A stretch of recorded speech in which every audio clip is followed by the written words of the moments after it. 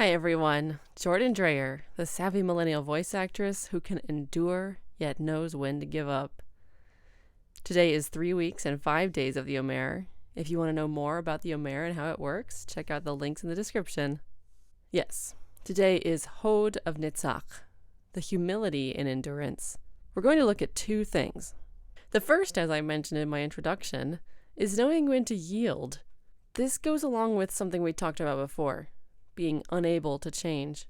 If you stand too stubbornly steadfast against something, it may break you. We all have to give in at some point.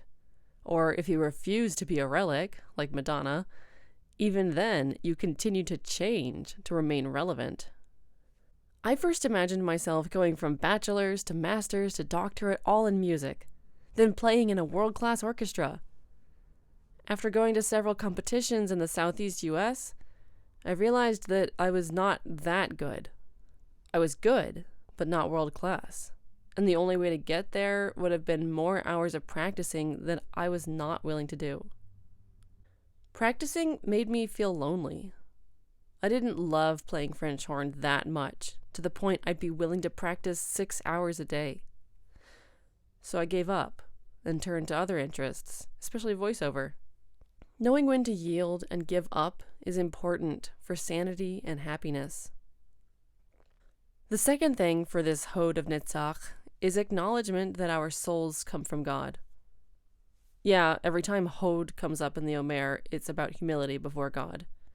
So again, if this bothers you, think of it then just in terms of gratefulness. Grateful to be you, to be alive, and that you have the power to change if you don't like who you are.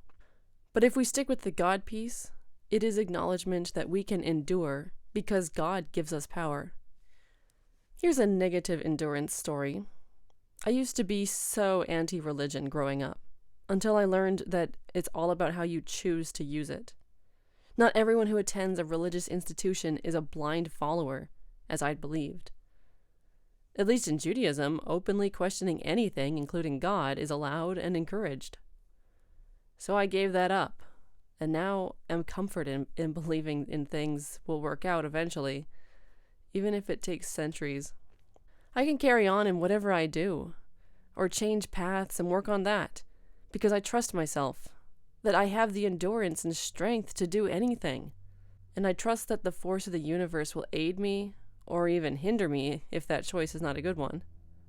Today's exercise is about gratitude. Either thank God for giving you strength, or if you can't be grateful to any God, then make a list of people that help you keep going, and maybe thank them.